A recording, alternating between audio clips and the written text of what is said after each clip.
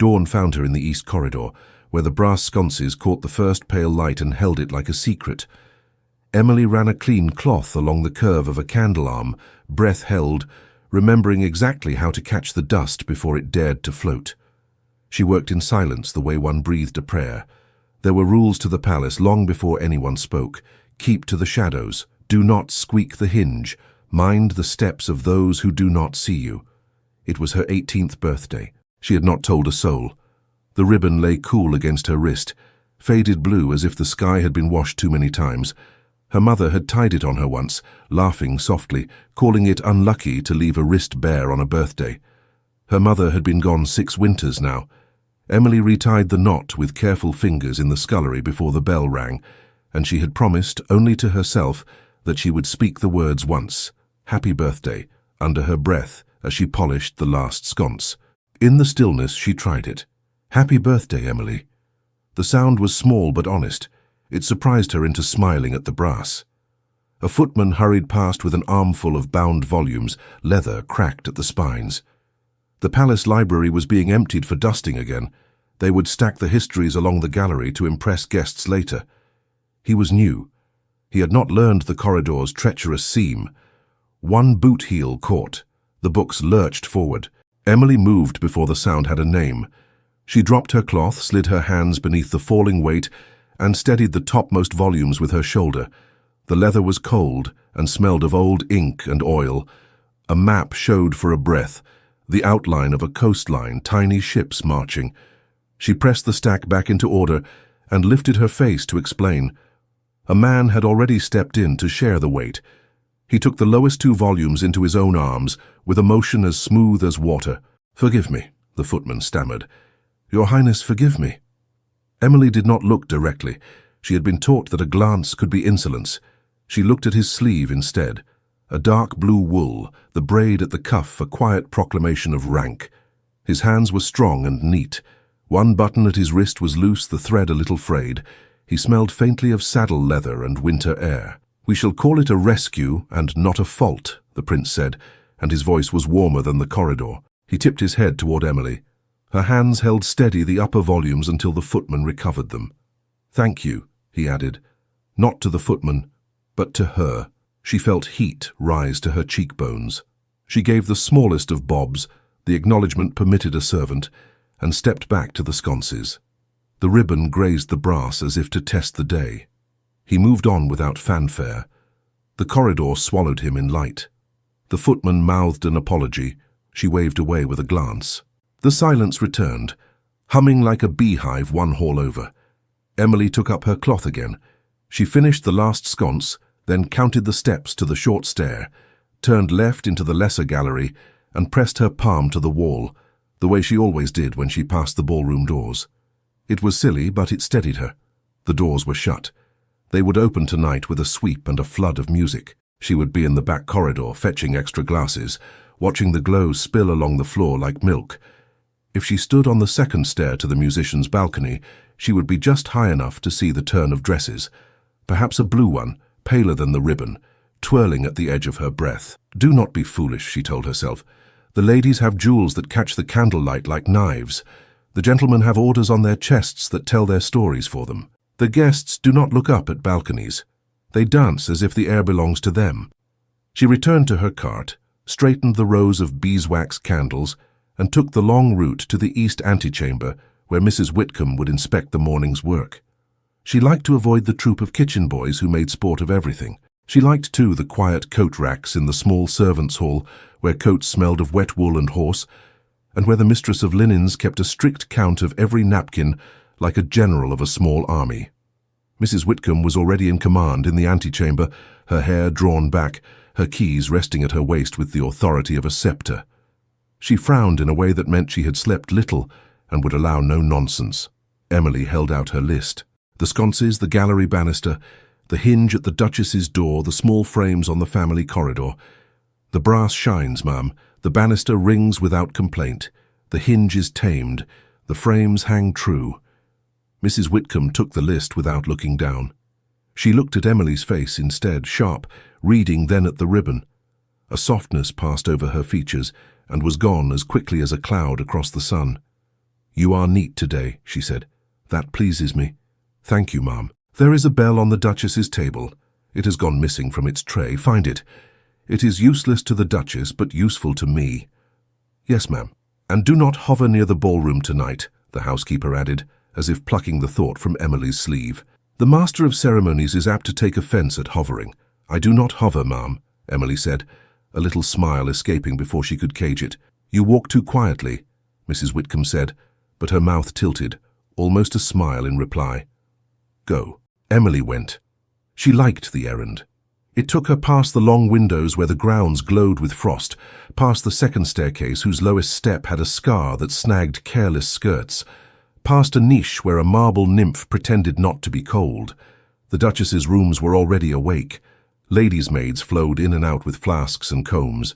Emily waited with her back to the wall until there was a gap like the pause between breaths, then slipped inside to the sideboard where the trays were kept. The little bell was there, hiding behind a vase with a chip near the base.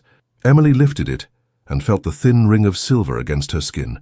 The Duchess would press it when she wanted tea or a handkerchief or a new rage to replace the old one. Mrs. Whitcomb would use it to call the junior maids and save her voice. They were the same bell in two worlds. She turned to leave and nearly collided with a young maid from the laundry, cheeks apple red from the courtyard. "Oh, Emily," the girl whispered, eyes wide. "You are wanted." "By whom?" "The ladies," the girl said, meaning only one truth. "They are in the linen room. They laughed and said your name. My name." Emily kept her voice level by force. The girl's gaze fell to the ribbon. "That is pretty," she said, then immediately looked afraid of having said anything at all. "I only meant, do not be slow." "They do not like slow." Emily nodded once. "Thank you." Her stomach lowered, as if a stair had been removed. She set the bell safely under her arm and walked toward the linen room. It was a place she usually liked. Clean things lived there. On good days, the steam lifted the chill from her hands. The long tables held order like a promise. White upon white, neat as thoughts before someone throws them into the air. Today, voices braided over the hiss of irons. "Do not cringe," she told her spine. "Shoulders back. You are not a tripping dog." At the door she paused and knocked with 2 quiet taps. She would not enter unannounced, not when the air crackled with laughter that had no warmth. "Come in," came a voice smooth as cream poured too fast. Lady Beatrice it had to be. Emily had seen her once across the ballroom, her profile precise as a coin. Now the lady leaned against a table as if against a chaise, gloved hands, rings making statements. 2 other young women stood near, their faces fair and their eyes watchful. Emily curtsied as was proper. "My lady," she said. "My ladies." She kept her eyes low enough not to be accused, high enough not to be called sly. "There you are," Lady Beatrice said. "We require your assistance. It is a morning for trifles, is it not? We will make one." "Yes, my lady, how may I assist?" Beatrice's fingers moved with boredom over a silk sash that lay discarded on the table. It was lovely in a way that ignored her. Pale lavender, embroidered with seed pearls that would feel like rain beneath the skin. This was used to cinch a gown last season. It is now retired. "Will you hold it?" Emily stepped closer and lifted the sash, letting it fall from one hand to the other so it would not snag. The seed pearls were cold. She waited for the rest of the order. The linens needed folding, the gloves needed counting. The Queen's napkin rings were to be polished until they held the sunlight obediently. "Do a turn," Lady Beatrice said, and the words jolted wrong. "Put it on. There at your waist. Yes, do not be cowed. We are practicing for generosity." Emily looked at the other women. One wore a sympathetic mouth, the sort that can absolve any unkindness by pretending it is a joke. The other looked hungry for amusement. They were bored, that was all. She could turn once, it would cost nothing but the air. She placed the sash at her waist and held the ends as if to measure length for cutting. Beatrice clapped her hands lightly. A triumph. A lady's maid may stand very nearly like a lady if one squints. A giggle escaped the hungry one. Her name might have been Frances or Florence. Emily could not remember. Names shrank when they were used for harm. "It is Miss Hartwell, is it not?" Beatrice asked, her voice friendly as frost. "Hartwell, how well?" She lifted a crystal glass from a tray a maid had just set down and held it high, making a mockery of ceremony. "To Miss Hartwell," she said gaily, "to her noble birthday."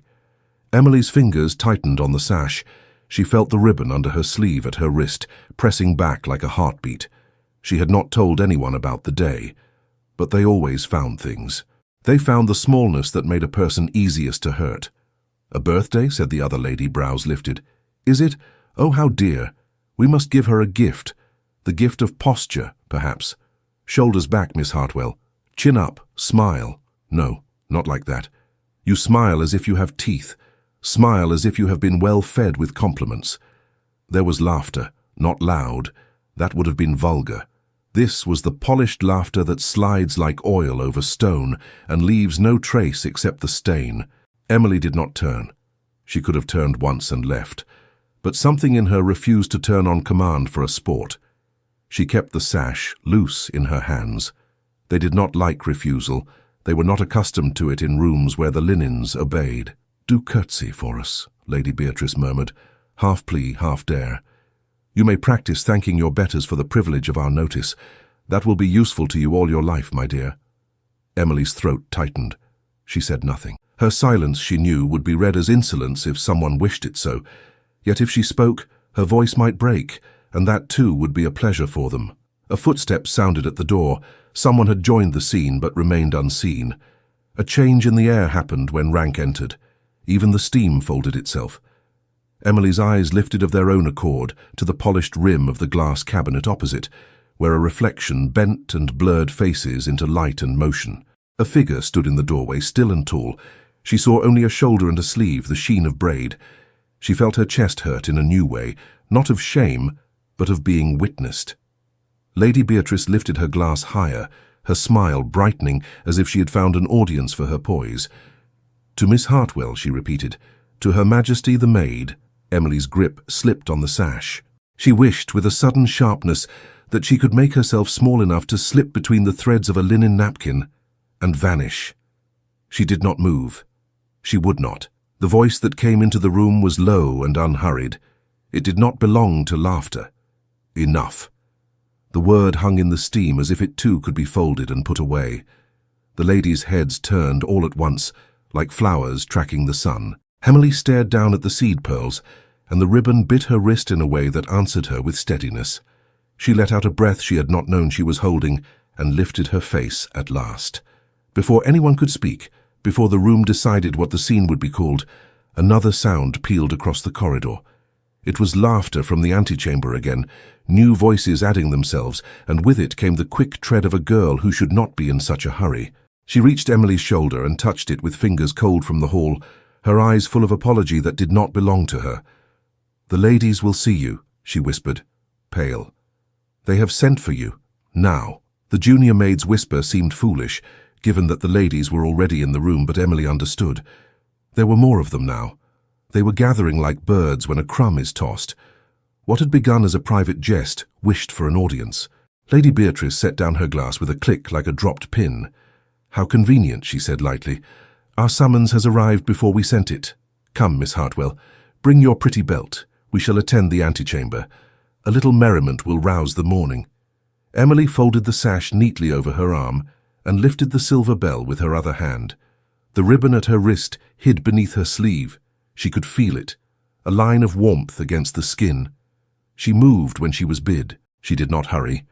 The room shifted around her, the other ladies eager to trail behind Beatrice's laughter as if it were a train of silk. The antechamber opened to them in a sweep of light and fragrance. A maid had just brought in a tray of sugared almonds and small glasses of cordial at the command of no one. The women who waited there had already made their day's faces, eyes bright, lips tinted with a colour called rose, though roses paled beside it. A couple of gentlemen hovered near the far door, bored in the way that makes mischief seem harmless. A girl at the pianoforte pressed shy notes and stopped when they entered. Lady Beatrice did not need to announce herself. She moved into any space as if it had waited for her all along. "We have a celebration," she said, her voice effortless. "Our dear Miss Hartwell is of age today." A thread ran through the room. Smiles sharpened. Someone murmured, "How sweet." Someone else said, "How droll." Emily felt heat rise and thought of the washtubs. of plunging her face into cold water, the way the laundry girls did to startle themselves awake. Beatrice extended her hand for the sash. "Allow me," she said, taking it as a fisherwoman takes a net. She looped it around Emily's waist and drew it close, tied it once, twice, the knot firm as a promise one cannot keep. "There we are. Look at you." Emily did not look at herself. She kept her gaze focused on a point over Beatrice's shoulder, the frame of a landscape she had dusted the week before. A ship with every sail set, leaving a harbour that looked very unlike any English harbour she had ever seen. Somewhere the air was warmer, somewhere the water shone like hammered metal. A young woman with a plumed bonnet leaned closer to another, speaking behind a hand. "She is too pretty for a maid. It is unwise." "Pretty and proud," the other returned. "See how she refuses to be glad." Emily spoke before she knew she would. "I am not ungrateful," she said, the words careful. "I thank my lady for her notice, but I ought to return to my work. Mrs. Whitcomb expects the Duchess's bell." "Oh, the bell," Beatrice sang, plucking it from Emily's fingers with a dancer's twirl. "How charming. Let us ring for celebration." She raised it and let it chime once, a bright, useless sound. The gentleman glanced over, then smiled in the easy, indulgent way of men who are sure the morning will always favour them. Beatrice tipped her head. "Now, drink to our guest." She took up a cordial and pressed another into Emily's hand, as if she were the hostess. "To Miss Hartwell." Beatrice's eyes shone with the pleasure of a game. "To Her Majesty, the Maid." There was a ripple of laughter. It was not loud, that would have been crass. It was soft and tidy and infinitely worse. Emily looked at the liquid trembling in the tiny glass. She did not raise it. Her hand was steady, her refusal quiet. If she lifted it, she would be making the shape they wanted, the shape of their joke. She could not. Her throat closed around the smallest breath. Her ribs felt laced too tight, as if she wore a corset that did not belong to her. Beatrice's smile widened into something she thought only Emily would see. "Then let me instruct you," she said, the words velvet over iron. "One curtsy, my dear. It is only a courtesy. We ask so little." Emily could not say "I will not." She knew enough of consequence to fear that phrase. Instead, she shifted the bell from one hand to the other, seeking a place to set it down where it would not betray the ring in her pulse. Her ribbon pressed her wrist as if to say, "Breathe." The two gentlemen drifted closer, interest like a scent. One lifted his chin and performed a laugh that might later be described as good-natured. "What a lark," he said. "We shall be telling this at luncheon." A pair of footmen froze in the doorway with a folded screen between them. They did not dare step through. The pianoforte girl looked down at the keys and pressed one very softly, and stopped as if she had broken a rule merely by touching it. From the corridor, steps approached. Emily felt them before she heard them, a weight in the air that reminded her of the moment before a storm when the room holds its breath. She had known he was nearby. His voice still lingered in the linen room, one word suspended. Enough. She had hoped he had gone on and would not see what was happening. Hope is sometimes another word for pretending. He stood at the threshold, not announced and not apologizing for it. Prince Alexander wore mourning clothes that looked simple and were not. The braid at his cuff had been mended since the passage, the button held fast now, the thread a neat matching blue. He took in the room, and the room measured itself against his gaze. Lady Beatrice turned as if surprised to find him there. "Your Highness," she said, in a tone that placed him elegantly inside her scene. "We are amusing ourselves in charity. It is Miss Hartwell's birthday. One must mark the day for those who are not otherwise marked." Emily wished she could swallow the heat rising in her. She wished she could be stone and not flame. She lowered her gaze in the trained way. "Do not draw a line between yourself and a prince," Mrs. Whitcomb had once warned. "The line will be used to trip you." Emily stared at the polished toe of a gentleman's boot across the room and tried to be small. Something changed in the prince's face, no more than the shift when a candle flame steadies.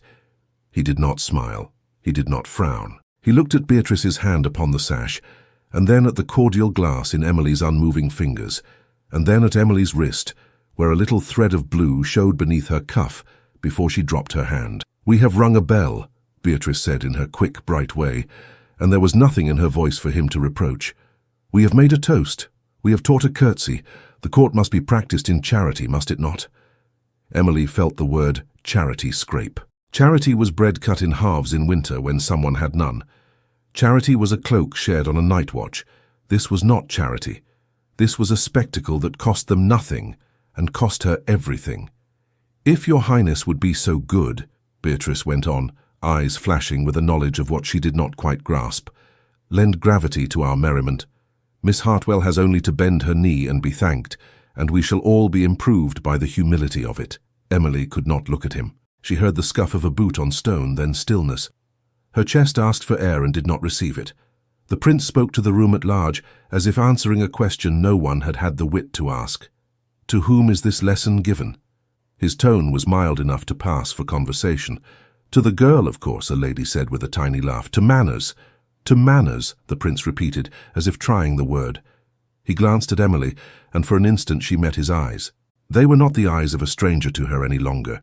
She found steadiness there. Not salvation, not the ridiculous hope the laundry girls whispered into their work, but a steadiness that felt like being looked at as if she were real. Beatrice rallied, as she always did when a moment seemed to stray out of her hands. Your Highness is kind to humour us. Come, Miss Hartwell, a little bend of the knee. Then you may run along and be very grateful in private. Emily felt her palms dampen. She thought of her mother's hands, always smelling faintly of lavender and soap, tying the ribbon around a child's wrist and saying, "Luck prefers those who stand up straight." She thought of Mrs. Whitcomb's voice in the scullery. "Do not let them name your day. You name it." She did not move. The gentlemen shifted, their amusement souring into discomfort. The pianoforte girl pressed 2 notes together and stopped. The footman's arms trembled with the weight of the folded screen. The air was the moment of a drawn breath that cannot be exhaled. Beatrice's smile went thin. "Very well," she said softly, only for Emily and the prince to hear.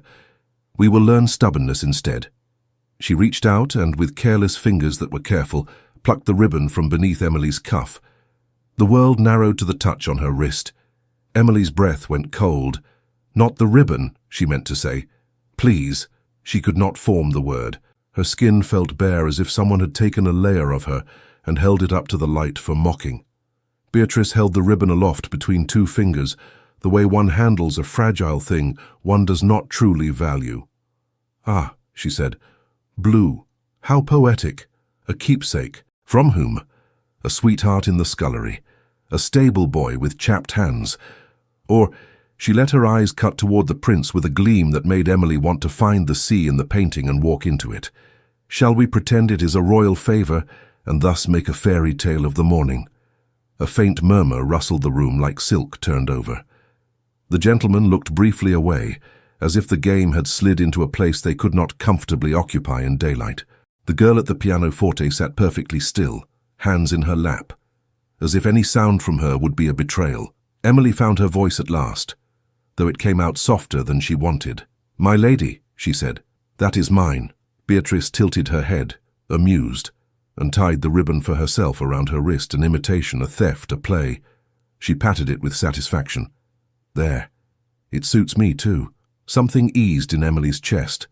Not relief, not surrender, not anything sensible. Only a small click of knowledge, like a lock knowing a key does not fit. She straightened. Her hands no longer shook. She did not plead. The prince's gaze did not leave Beatrice's borrowed ribbon, the line of his jaw altered by a hair. He said nothing. The silence made his presence larger. One of the ladies, the one with the rose mouth, attempted to smooth it. "Beatrice, darling, do not take her trinket. Give the child her poor thread. We are not ogres." "Oh, very well," Beatrice said, tasting the words as if they were sour. She undid the knot with a flick and let the ribbon fall. It drifted toward the floor, and Emily bent, catching it before it touched the ground. She did not hide it. She looped it twice around her wrist and tied it with a sailor's knot she had learned from the scullery boy, who was kind to mice. The knot would not slip.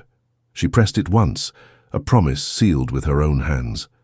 Beatrice's eyes cooled. She lifted the cordial again. "To Her Majesty the Maid," she said, brighter than before, as if brightness were force. "Drink, Miss Hartwell. Then we may all be at peace."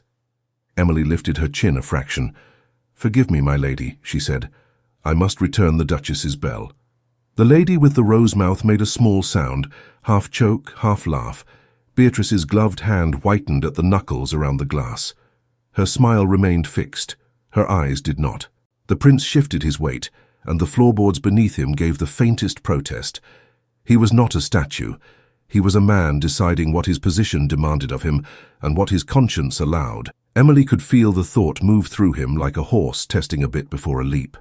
Beatrice's lashes lowered. "If you will not be sweet," she murmured, "be silent." She took one step closer, so close that Emily felt the musk of her perfume. "Curtsy," she said in a voice that would not carry beyond their small circle. "A little one. Do it and this is done." Emily heard Mrs. Whitcomb's key ring clink in some corridor of memory.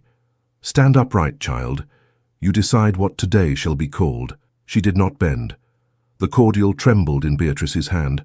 A drop leapt and stained the sash at Emily's waist, a pink wound in the pale lavender. The room saw it. The room tasted the edge of something new. Defiance. "Enough," said the prince, not to the room this time, but to Beatrice, to the game, to the old habit of cruelty practiced as wit. He did not raise his voice. He did not need to. Beatrice turned, ice frosting her poise. "Your Highness," she began, ready with 100 explanations that would sound like charm. He stepped forward, and everyone froze. No one spoke for a heartbeat. Then the room rustled back into itself, as if embarrassed to have been caught without its manners. Protocol arrived like a butler with a tray. Beatrice's smile reset. She turned the cordial into a prop for apology. "Forgive me, Your Highness. A harmless diversion misstepped. We intended only to cheer the morning in a house busy with cares." "Of course," murmured one gentleman, eager to smooth and be done. "Your diversion included taking what was not yours," the prince said quietly. His gaze did not wander. "Return the sash to its place. Allow Miss Hartwell to resume her duties." Beatrice inclined her head with a grace that looked like magnanimity from a distance, but in the space between them, Emily saw the flicker of something colder. She untied the sash, her fingers precise and impatient, and let it slide away from Emily's waist. "There you are," she said, and if the words had been a needle, they would have pricked. To Emily, she added in a pitch meant only for one servant's ear, "Next time, learn when to be obliging." Emily's throat closed around an answer that would have been trouble. She clutched the Duchess's bell and stepped back. The prince had already turned, giving the room the courtesy of release. The gentlemen drifted toward the far door, their relief a soft exhale. The pianoforte girl placed her hands on her keys and did not play. The footmen escaped with their screen as if a corridor had opened in the wall. Lady Beatrice's set of friends gathered to her like a shawl. Their laughter resumed, lighter, almost normal. The stain on the lavender sash would be sent away with a frown and a note. The phrase, "Her Majesty," the maid, lingered like smoke. Emily did not curtsy to Beatrice. She could not. She found the nearest service door instead, and slipped through it into the corridor behind, where the air changed at once from perfume to starch, from spectacle to use. She kept walking. Her fingers had gone numb around the little bell. She felt the silver only as weight. The corridor narrowed, stones damp with the day's breath. She turned down a stair no guest would ever see, and into the scullery passage where the coal scuttle lived, and the floor was always wet in winter. A pail had tipped its wash into a small black lake. A mop leaned tiredly against the wall. Someone had left a crust of bread on a shelf for the resident mouse. She reached the dark corner where the warmth from the kitchen ovens leaked under the door and pooled like a comfort no one meant to give. She crouched there, back against the cool wall, and set the bell gently on the floor. It looked foolish. Everything looked foolish. Her hands placed themselves in her lap and then refused to be still. She pressed them together until the bones ached. The words they had said replayed until they became only sounds. Her Majesty. The maid. The room had thought it very witty. She had thought herself small enough to avoid such notice. She had been wrong.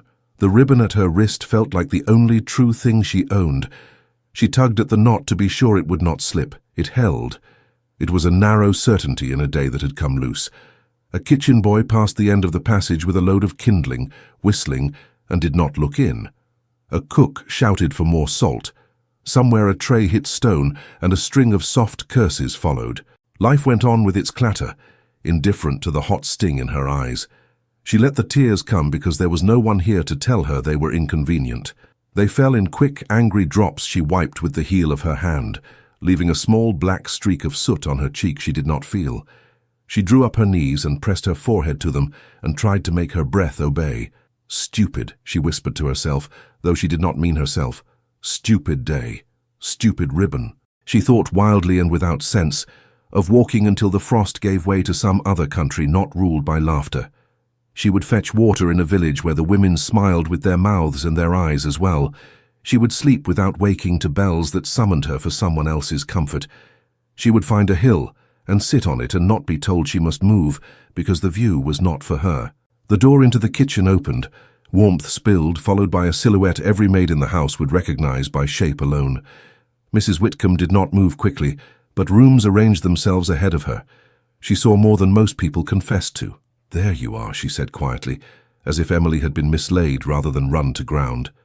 She stepped down into the passage and closed the door behind her, letting darkness tuck them out of the world. She did not begin with a scold.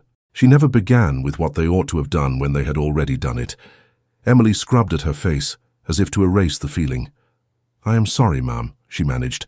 "I did not mean to be missed."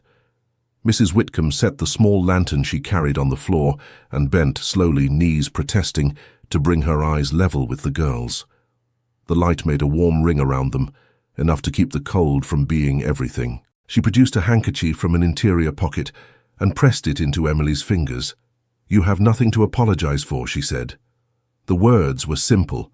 They were a place to set one's weight. "They called me a queen of rags," Emily said, and then laughed at themselves for wit. "They took my ribbon, they gave it back. It is foolish to care for a strip of cloth." Mrs. Whitcomb made a small sound in her throat at the word foolish, as if it had offended her. "Names hurt only when we accept them," she said.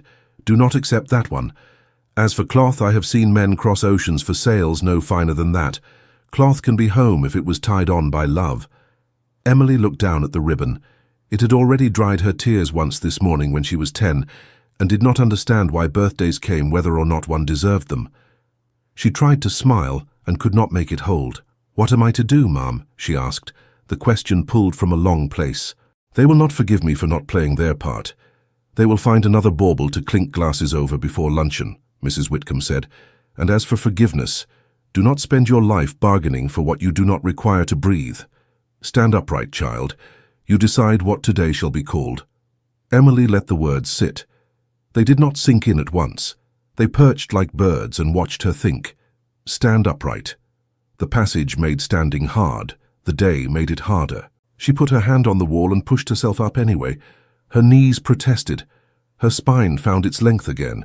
She wiped the soot from her cheek with the clean corner of the handkerchief and tried to see herself as a person with weight, not a shadow that could be rearranged by anyone's mood. Mrs. Whitcomb watched her without fuss, and when Emily had steadied, the housekeeper reached to her key ring. The keys were many and varied, each speaking a different language of lock. She sorted through with efficient fingers and chose one small and brass, its teeth delicate. "I had this once for the airing of draperies," she said, as if speaking of linen rather than lifelines. "The blue salon is long unused. It is not for you by the rules, and yet many things are not for us until we take them up with care. You will go there now. You will sit where the chairs remember ladies' skirts. You will look at yourself in a mirror that was priced higher than any servant's life, and you will breathe until you have named your own day. Then you will return to your duties and do them as if you were made of oak." Emily stared at the small key. It shone like an improbable coin. The blue salon was spoken of in the laundry sometimes, in the way people speak of rooms they have dusted and never inhabited. Silk walls, a mirror from Venice, a mantle clustered with tiny porcelain shepherds who never saw a muddy field. "Ma'am," she said, half protest, half longing. "Mrs." Whitcomb's mouth made the shape of a smile without warming completely. "I am old enough to break a rule when it should be broken. If anyone queries, I will say I sent you for dust covers. I will stand between you and whatever needs standing between. You have 10 minutes to be a person without a task." Emily took the key. It was warmer than she expected, as if it knew hands. Her fingers closed around it, and something inside her steadied by a measure. "Thank you," she said. The words felt too small for the gift. "Do not thank me," Mrs. Whitcomb said. "Use it, and when you have had your breath, bring me the Duchess's bell. I require it to rule a minor kingdom." Emily glanced at the bell at her feet, absurdly grateful for the command. "Yes, ma'am." Mrs. Whitcomb placed her palm lightly against Emily's cheek for one heartbeat, not long enough for sentiment to seep in, just long enough to say, "Alive, alive." She withdrew it before the girl could lean into it. "Off you go," she said, businesslike again. "The corridor is full of gossips. Use the back stair by the coal closet. Do not be seen if you can help it. If you are seen, be taller." Emily lifted the bell and the key and tucked the handkerchief into her sleeve. She started toward the narrow stair, the one that felt like a secret because it was. The blue salon waited somewhere up there behind dust and a door that had not turned in its hinges in a year. Her heart beat too fast for 10 minutes and a chair. At the foot of the stair she paused and looked back. Mrs. Whitcomb had already opened the kitchen door and stepped into heat and orders and the world. The passage felt like a pocket she had been allowed to borrow. She tucked the borrowed courage deeper and began to climb, keeping her feet to the edges of each step where the boards did not creak. She reached the corridor that ran like a vein behind the staterooms. The carpet here was thin and old. The walls remembered other wallpapers beneath the current one. Portraits hung where no guest would see them, their backs furred with dust.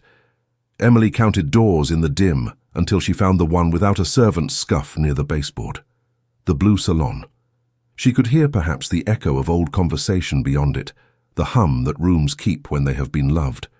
She slid the key into the lock. It resisted like a stiff joint after a long sleep. She turned it carefully, feeling each tooth find its opposite. The tumbler yielded with a sound that was almost a sigh. She put her hand on the knob and pressed. The door gave, and a breath of air came out, cool and foreign, scented with something that had once been lavender and had become only time. Within, the dim shapes of furniture waited under dust covers like ghosts who had been taught manners. A strip of light edged the curtains. The mirror on the far wall, veiled in gauze, suggested her shape back to her, a pale smudge that might be anyone. She stepped inside and closed the door behind her, letting the hush gather. She did not remove the dust covers. She did not dare. She only crossed to the mirror and lifted the gauze just enough to see herself. A girl looked back at her. Not a lady, not a queen of rags. A girl with a ribbon at her wrist tied in a knot that would hold against almost anything. Her cheeks were blotched from crying. Soot smudged one side of her face where the handkerchief had missed. Her eyes were not small. They were very large, as if they had been asked to see everything at once and had agreed. She touched the ribbon. "What shall we call it then?" she asked softly, and was not surprised when the empty room kept her secret. Her breath evened. Her hands grew quiet. The sting did not go, but it stopped controlling her jaw. She lifted her chin, an inch, but honest. 10 minutes to be a person without a task. It was almost a religion. A sound came through the door, very soft, a courtesy in knock form. She startled, then held still, the key cold in her palm where she had forgotten it was. A discreet knock echoed from the corridor. Emily stood very still, the veil of gauze pinched between finger and thumb, the ghost of her own face hovering behind it. The knock came again, softer, as if whoever waited would accept a closed door but hoped for a hand's breadth of grace. She lowered the gauze, crossed the carpet that felt thick even under dust, and paused with her palm on the latch. If it was a scullery girl looking for her, there would be hurried whispers and fear. If it was Mrs. Whitcomb, there would be purpose filtered through calm. If it was a lady, there would be scent and the sting that followed. "Who is there?" she asked, keeping her voice low so the room would not feel invaded. A breath. Then a man's voice, quiet, careful with the edges of propriety. "May I speak with you a moment?" Her heart jerked once and then refused to behave. She had heard that voice cut through silk antechamber laughter like a knife through ribbon. She glanced at the mirror instinctively. The soot on her cheek, the eyes still tender from tears. No help for that now. She opened the door the space of 2 fingers and saw him through it, not grand and not diminished, simply present in the dim back corridor, hat in hand, as if he had stepped out to spare the light the trouble of announcing him. Prince Alexander did not push against the door. He waited, a courtesy she had not been given all morning. "Your Highness," she said, and the room seemed to curtsy of its own accord with the way her head dipped. "Forgive the intrusion," he said. "I will leave, if you wish it. I asked after the housekeeper and was told you had been sent for dust covers." He did not question the fiction. He honored it with a straight face. Emily widened the door and then stepped back, holding it as if she were the door itself and not the girl behind it. He crossed the threshold and paused at once, seeing the dust covers, the drawn curtains, the hush that had collected like dew. "I had not meant to bring the day with me," he said, almost apologetic as if he knew his presence would alter the air, "but I could not leave it as it was." She closed the door quietly. The key still lay warm in her palm. She set it on the mantel beside a row of porcelain figures that had not seen sun in a year. The room smelled faintly of lavender that had lived too long in a box. He looked around without curiosity, as one who has known rooms like this and yet for once is seeing it differently. He did not sit. He did not ask her to. He stood with his hat against his thigh, and the dust motes swam between them, making slender galaxies in the beam of light that slipped past a curtain's edge. "You have my apology," he said, and the simplicity of it struck her more than if he had sent flowers or medals or any other largeness. "I should have spoken sooner. I did not wish to turn you into a spectacle by defending you as one." My hesitation allowed harm. She found her voice in the small places. "Your Highness owes me nothing," she said, and heard how stiff that sounded, as if she had been trained to say it, and had not yet learned how to mean or unmean it. He studied the veiled mirror, the silent mantel clock, the long unplayed music box with a painted lid. He crossed to it, drew his fingers along the edge without lifting the lid. "Do you know its tune?" he asked. "No," she said. "The room keeps its secrets even from me." He smiled, brief, rueful. "From me as well, it would seem." He turned back to her. "Miss Hartwell." He said her name as if it belonged where it was. "In the linen room, you held yourself as if you knew something those ladies did not know." Emily thought of her ribbon, of her mother's hands, of Mrs. Whitcomb's voice. "I knew only that my knees belonged to me," she said. A small silence landed between them like a bird that expected to be startled away and found it would not be. He drew a breath. The air shifted to something like resolve. "It is your birthday," he said, and the word felt aloud for the first time, as if it mattered. "It has in it the shape of a wound. I have no desire to play at rescue. Yet I cannot bear that its name be what they called it. Will you permit me to correct what I can correct?" Emily had not thought to be asked for permission by anyone today, least of all the prince. Her thoughts ran to the night's dance beyond the wall, to the orders polished on gentlemen's coats, to her own hands raw from lie in winter, and then returned to the small room where he stood with his hat pressed like a nervous schoolboy's book. "I do not know what correction looks like," she said, and felt the truth steadying her tongue. "I do not know how to be grateful without feeling bought." He did not wince. "Good," he said. "Keep that. Do not let me take it from you." His gaze went to the curtains. "May I open one?" "The room deserves air." She nodded, and he drew back the heavy fabric half a length, letting winter light spill across the carpet and the ghost-shrouded chairs. Dust leapt and made the light visible. He crossed to the mantel, and with a care that surprised her, struck flint and coaxed two stubby candles to life. Their flames grew, reflected in the veiled mirror, as two small suns. Mrs. Whitcomb would have done the same, Emily thought, and then realized that perhaps he had learned from women like Mrs. Whitcomb more than the court suspected. "There is a seamstress who owes me a favor," he said slowly, as if arranging the idea where both of them could see it. "A quiet woman who can be trusted to hold her tongue, even if it costs her something. I can ask her to bring a dress that has been made and unmade by the whims of those who do not cherish what they own. It can be altered to fit you for an hour, not to make you other than you are, only to allow certain doors to forget themselves." Emily felt heat rise to her face and retreated a step from it, not from him. "Your Highness," she began, and stopped because the ground under her was strange, a floor she had never walked. He lifted a hand, not to command, but to slow. "Hear me out before you decide.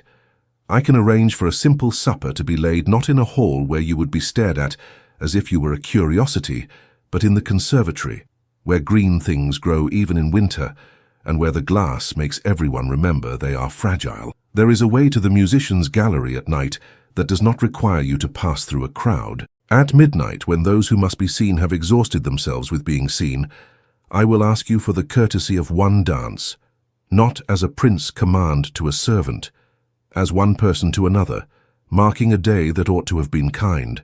A faint, ridiculous laughter rose in her, the kind that comes when the world turns on its heel. "One dance, Your Highness," she said, because the smallest parts were safest to say. A dance can be misread. "Everything can be misread in a house such as this," he answered, and did not look away. "That is not a reason to refuse all reading. I will not expose you if I can help it. Mrs. Whitcomb will be the guard at the only door that matters. My sister will play accomplice silently if asked. Princess Charlotte." Emily's surprise made the name soft. "She is kind without being foolish," he said. "She is very nearly never careless with people." Emily glanced at the veiled mirror and saw the outline of herself, small inside a room that had forgotten people like her. She heard the antechamber laughter in the back of her skull, like a coin tapping a table. She thought of the Duchess's bell still warm from her hands. She thought of the word birthday and how it tasted when he said it. "I cannot be the means by which you are scolded by queens," she said. "I am no one." He almost smiled. "I assure you, according to half the people in this house, I am no one either. When I decline to be useful in the way they prefer, we shall be no ones together for a few hours." She wanted to laugh and felt instead a sting prick behind her eyes. He had offered her something that had been denied her not in gowns or glasses, but in small words. "Permit me, will you?" He had not made her a lesson. He had proposed a day. "What will you call it?" she asked, testing him the way one tests a step before putting one's full weight upon it. "Not charity," he said at once. "Not penance. A correction, perhaps. A respite. A better name for a day that was nearly ruined. You will call it what you like later. For now, call it a chance to breathe where others are allowed to breathe without permission." She looked at his hands and saw the mended button, the braid corrected. Someone had cared enough to see a small thing made right.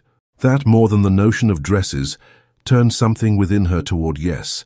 "Mrs. Whitcomb will scold me in private for letting my head be turned," she said, but her mouth betrayed the beginnings of a smile, untrained and helpless.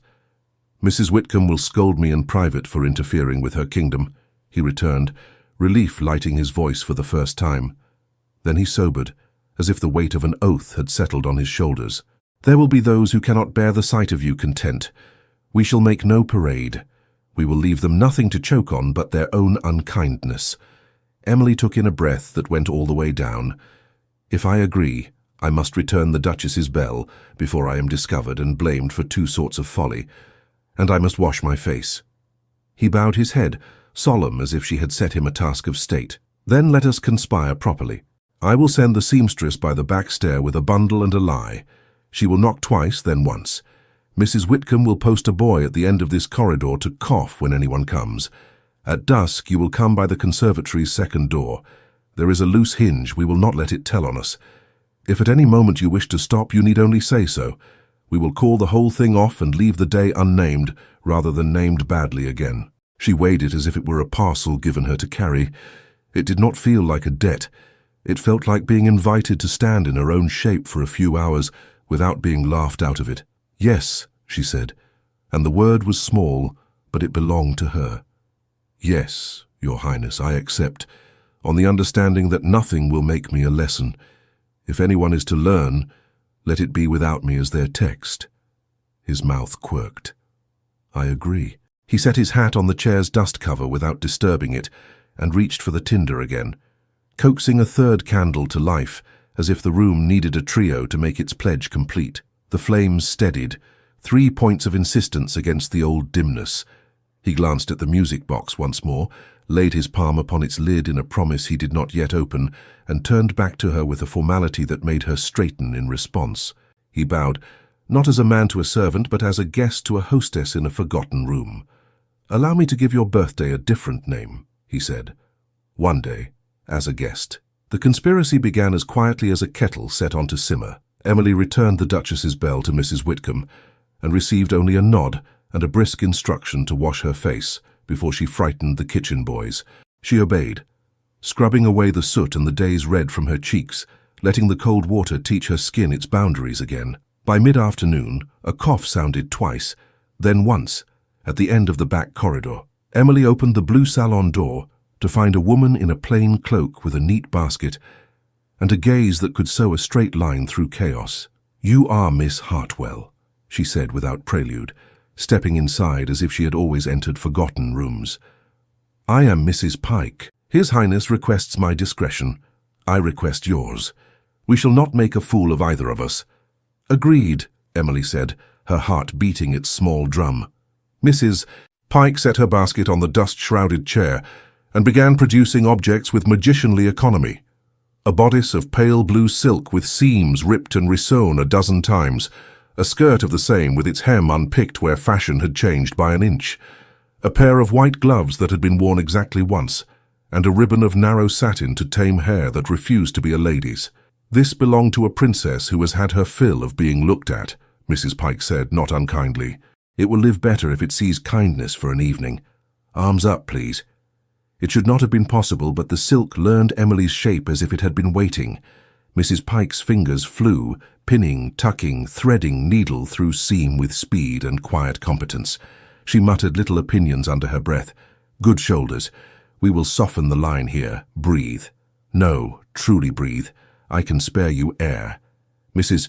Whitcomb slipped in once, checked the corridor with a general's calm, and stationed the cough boy farther out. The bodice settled, the skirt fell with a whisper that made the room remember its old life. Mrs. Pike stepped back and narrowed her eyes. "Shoes," she said, frowning. "Your feet. Sturdy," Emily said, suddenly shy. "I have two. We will not force them into a stranger's idea of size." Mrs.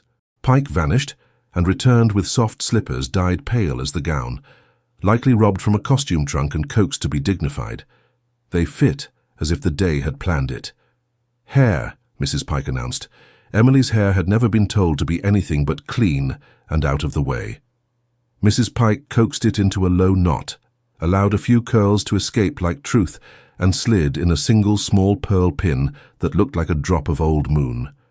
The gloves softened her hands without erasing them. "And this," Emily said, drawing out her own ribbon, its blue more faded than the silk.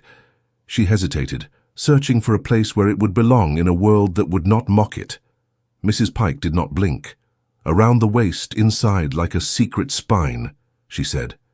She lifted the bodice hem and stitched two tiny loops where the ribbon could lie unseen, against Emily's own skin. "Tie it where it will hold you, not be seen by others." Emily tied the knot one-handed, felt the ribbon press like a vow, and let out a breath that changed the shape of the room. Mrs. Pike watched her face and softened at the corners of her mouth. "There you are," she said. "You look like yourself, only listen to." Before dusk, a narrow knock sounded and then ceased. Emily opened the door to find a small parcel left on the threshold, a sprig of late rosemary bound with twine, its scent sharp as the sea, and a card with 5 words in a careful hand. At dusk, the second door. Mrs. Whitcomb appeared as if the card had summoned her. She took in the sight of Emily dressed, and for 1 second her eyes made an old woman's prayer. Then she barked orders. "Go. Walk as if your feet belong everywhere. Mind the loose hinge. If anyone stops you, say you are bound for the conservatory to turn the pots. If they say pots do not go out at night, say Mrs. Whitcomb does not ask their leave." Emily laughed, and the laugh belonged to her. She lifted her skirts very slightly, so as not to step on herself, and slipped into the corridor with Mrs. Whitcomb's shadow a step behind. The palace shifted character after sunset. The formal light of day became a domestic hush. Firelight curled around corners and looked shy. The second door of the conservatory stood where gardeners came and went, its latch gossiping about age and neglect. Emily eased it open with 2 fingers and slipped inside. The smell of earth and green growing things reached her, like news that had not been ruined by mouths. Lanterns had been hung low among the fig trees and orange tubs, giving the glass house a soft constellation of its own. A table had been set, as if forming a sentence meant only for 2 people. White cloth, plain plates, a bowl of sugared apricots busy being beautiful without anyone's attention. A small covered dish let steam ghost from beneath its lid. A bottle of something that caught the lamplight waited. uncertain of its role. Prince Alexander was already there, sleeves irreproachably clean, attention entirely hers, without making a display of it. He bowed with a familiarity that did not presume. "Miss Hartwell," he said, and the name fit the room. "Your Highness," she returned with the smallest smile she had not practiced. He did not stare. He allowed the sight of her to arrive and then looked away, as one does when receiving a gift, seen, appreciated, not paraded. He moved to pull out a chair for her and hesitated, a fraction, asking permission without a word. She sat. He took his place opposite. The conservatory made its own weather. A winter cricket rehearsed a hope somewhere under a bench. Mrs. Whitcomb swept through once like a gust, pretending to be a housekeeper. She set down a platter of poached trout, fragrant with lemon, a loaf of brown bread, and a dish of winter greens that had remembered how to be tender. She flicked a glance at Emily's face, saw what she needed, and vanished, leaving a bubble of protection in her wake. They ate as if tasting mattered, not ceremony. Conversation found the narrow channels where it could run without flooding either bank. "Books," he began, with the hint of a grin. "Your rescue of the histories this morning revealed a courage the footman did not possess. I have read pieces of some," she admitted, feeling the forbidden thrill of truth told to someone who would not use it as a whip. Not the sort that matters to the court, the kind that sits on the back shelves forgotten, gardeners' almanacs, travel journals with smudged maps, a book of sermons so stern it made me cry, and then scrub the sconces harder to be sure of my salvation. He laughed quietly, and poured a little wine with a hand that did not spill. "Salvation by scouring," he said. "There is a theology for the practical." "And you?" she asked, emboldened by the conservatory's green hush. "What do you read when no one is looking?" "Plot for plots." He tipped his head. "A book on drainage, another on the history of salads. A slim volume of poetry my tutor despised, and I loved for that reason alone. I read petitions and memoranda until words lose their edges. And, privately, a treatise on public parks written by a man whom everyone called mad for wanting the poor to have grass." Emily looked up, startled by recognition. "To walk without stepping aside," she murmured. He met her eyes. "Yes, to walk without stepping aside." They fell into a quiet not made of lack. Somewhere an orange blossom nodded, as if in agreement. He refilled her glass with a respect that did not make it into a ceremony. She tasted the wine and decided it was like late sunlight, warm and far. "Do you think duty is always a chain?" she asked, the question larger than the room and yet fitting somehow. "No," he said after a moment, "but I think some people prefer a chain because it makes a sound when they move, and they mistake that for importance. Sometimes duty is a thread you follow hand over hand into a better place. Sometimes it is a thread someone else ties around your ribs without asking, and you must decide whether to cut it."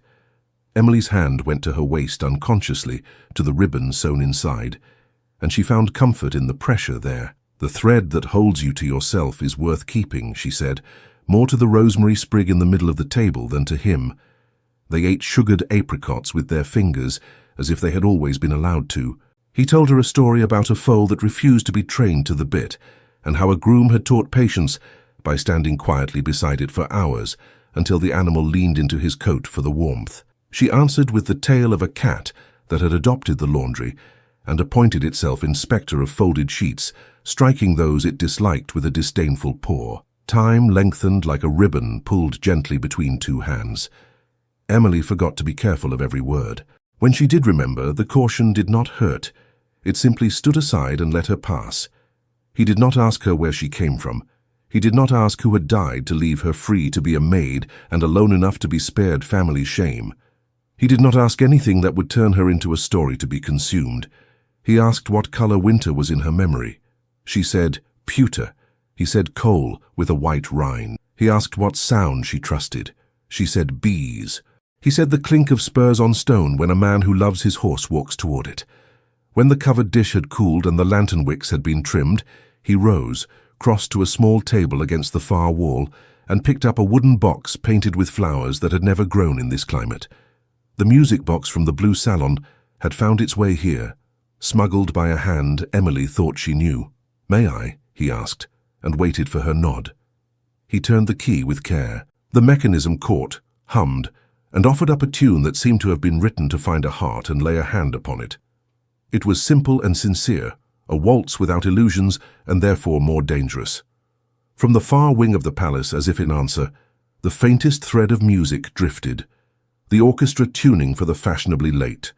Their notes wandered, found each other, and settled into the same melody as if the night had decided on harmony without consulting anyone. He held out his hand. "Only if you wish," he said. "We will stop if you are unhappy for a breath." She stood. The slippers learned the stone. Her palm met his with the shockless recognition of the morning's books, only warmer, human. He led without pushing. She followed without shrinking. They found the 3 counts together and began to turn. Under the glass, the sky lay like velvet. The lanterns made small constellations among the leaves. His shoulder was a patient harbor at a respectful distance. His hand at her waist remembered not to own.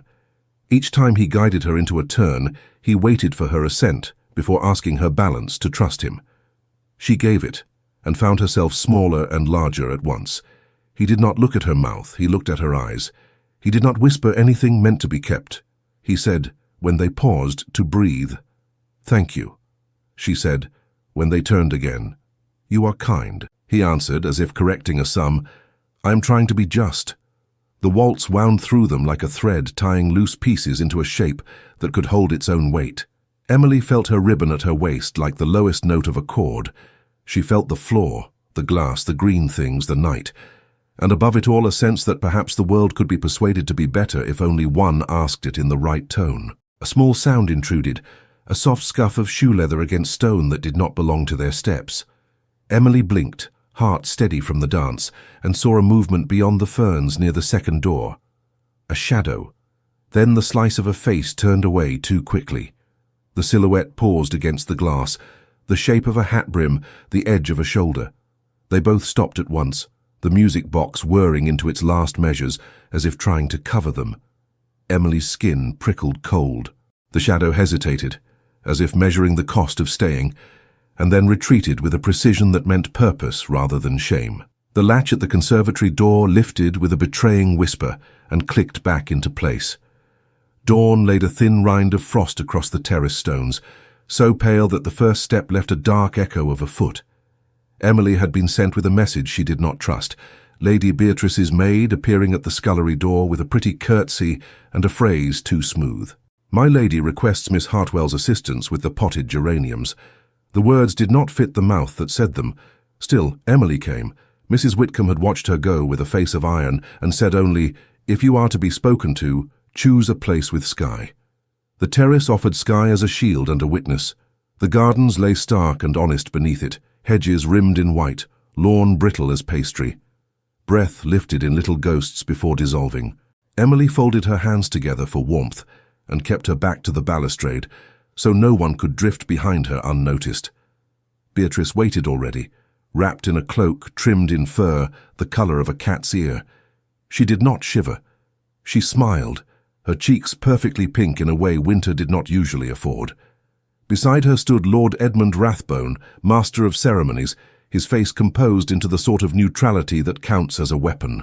He held a pair of gloves in one hand and seemed not to know what to do with them. "Miss Hartwell," Beatrice said, her tone friendly for the benefit of any distant window, "how good of you to attend a friend's horticultural crisis." Emily glanced at the pots. The geraniums were not in crisis, they were sensibly asleep. She kept her voice quiet and clear. "You sent for me, my lady. How may I assist?" Rathbone inclined his head an exact degree. "Miss Hartwell," he said in the dry voice of protocol, "kindly attend. It appears you were seen last evening in a part of the conservatory where servants do not customarily stroll." Emily felt the cold more keenly then, as if frost had found its way under her skin. She did not reach for her ribbon. She kept her hands in view, steady. "I was there by invitation, my lord," she said. Beatrice's smile did not move. "Whose, dear?" "The head gardener's." Emily looked at her, took the measure of what would cost most and spend best. "His Highness's," she said. She did not add which word of his had mattered most to her. "Permit." Beatrice's lashes lowered and rose, slow as a curtain. "How enterprising of you," she murmured. "One hears of maids with nimble fingers. Nimble feet are rarer." Rathbone's neutrality sharpened. "The conservatory is not a ballroom," he said. It is not a place for private entertainments. Emily's jaw wanted to set. She let it soften without giving way. There was nothing private about it, my lord. The door was not locked. The lamps were not hidden. A table was set at an hour when no service was required. I was offered a seat for my birthday. I accepted it.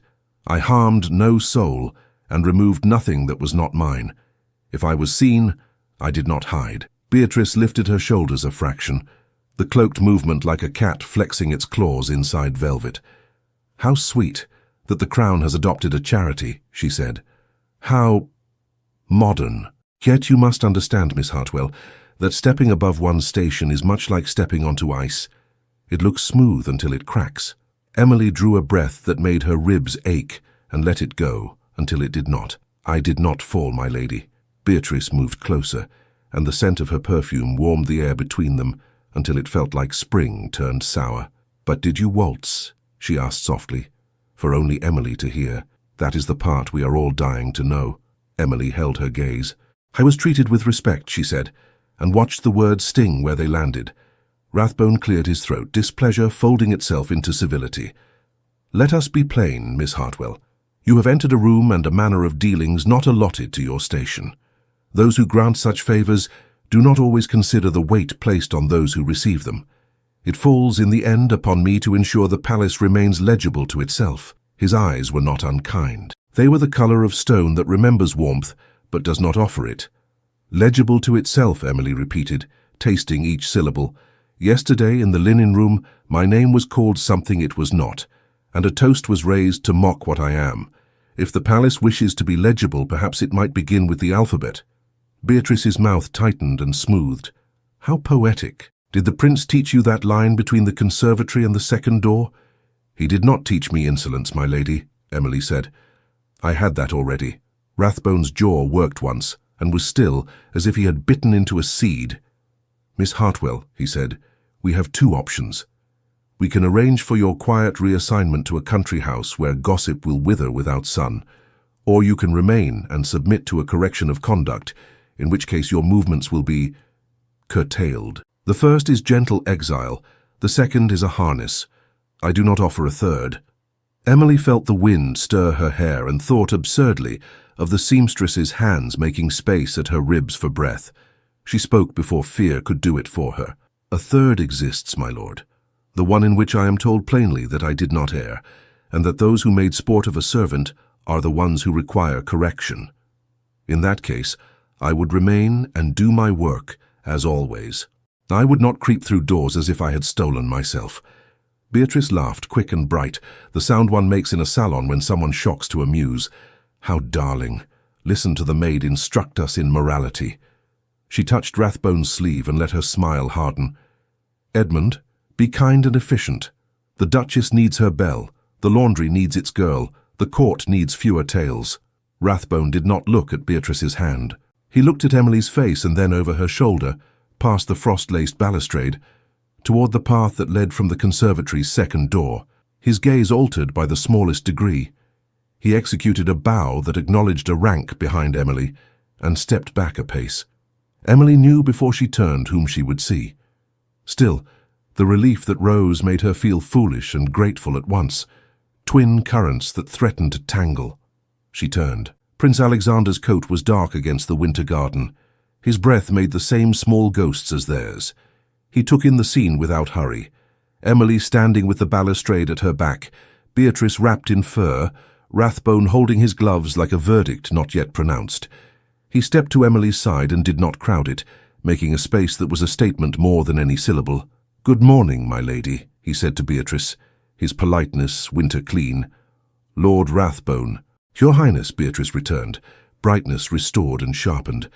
"We are rescuing the morning from a misunderstanding. Miss Hartwell has grown enterprising. Edmund, explain." Rathbone folded decorum around himself like a cloak. "Your Highness, last evening a servant was observed in the conservatory at an hour, and in a manner that confuses appearances. I am compelled to prevent confusion before it flowers into scandal." Alexander's brows lifted the width of a hair. "Appearances," he said, as if turning over a small coin to see if it bore the right stamp. "It was my invitation that placed her there. If there is confusion, Allow me to collect it. Miss Hartwell has done nothing for which she must be punished." Beatrice's breath misted in a pretty plume. "Your Highness is goodness itself," she said. "Nobility can sometimes be naive. The world does not read as charitably as you wish it to. A woman's reputation is fragile. A prince's less so. One wonders if Miss Hartwell has considered which pane of glass will crack first." Emily's head turned of its own accord. "My reputation was made fragile yesterday by your hand, my lady, in a room with witnesses. I did not see you worry for panes of glass then." Beatrice's smile vanished cleanly, the way a lamp is snuffed. For an instant, Emily saw the woman beneath the performance, tired of bending herself into a shape men would admire, furious that another girl might be admired for standing. Then the mask returned. "How unwise to speak so," she said, an arrogance learned quickly. Alexander's voice stayed level, and that made it more dangerous. "We will not pretend that cruelty is wit," he said. "We will not allow a servant's dignity to be the coin with which boredom is paid. If His Majesty's house cannot bear to see kindness without collapsing into scandal, then perhaps the house requires repair." Rathbone's gloves tightened in his hand. "Your Highness, with respect, it is not for me to tell you your duty. It is for me to warn you of the weather. There is talk already. Servants talk because they are human. Courtiers talk because they are idle. In such weather, even truth takes on the look of indiscretion." "Then tell them the truth," Alexander said. "Tell them I asked a girl I had watched be mocked to sit as a guest on her birthday and eat my bread in peace." Beatrice laughed, brittle. "Your bread, Your Highness? How biblical. And after bread, a dance. Tell us all what the waltz corrects. Tell us what your sister thinks. Tell us what the Queen will say when she learns you spent your evening playing host below your station." He did not look away. "I will tell the Queen myself." Silence reached out and touched each of them. Even the frost seemed to pause in its slow surrender to the day. Rathbone's expression altered by a line, almost a wince, as if he had wished to avoid this turn, and now saw there was no avoiding it. He looked at Emily again, as if to take a final measure of whether she understood that storms do not ask whom they drench. Emily lifted her chin. "If blame is to be apportioned," she said evenly, "let it be done in a room where all may speak plain. I will not be whispered out of my own name." Rathbone inclined his head a fraction, respect payable only in small coin. "Your courage does you honor, Miss Hartwell. It may yet cost you." Alexander answered before she could. "It will cost me first." Beatrice's brows rose in pretty concern that did not reach her eyes. Such gallantry! How it will read in the papers. The nation adores a prince who plays shepherd, until it does not. Rathbone slid the gloves into his pocket, as if his hands had work to do after all. Then he said, "Let us proceed according to forms designed for precisely such unpleasantness. If your Highness intends to own the decision, the matter must be brought at once before Her Majesty in private audience. You may present your account. Others will present theirs. We will take from this terrace to a room where warmth does not soften anyone's spine." Alexander nodded. "Arrange it." As if conjured by the command, a footman appeared at the far end of the terrace, pink from the cold and the effort of not running in a place where people are not meant to run. He held a folded paper sealed with the crimson wax that changed the temperature of any room it entered.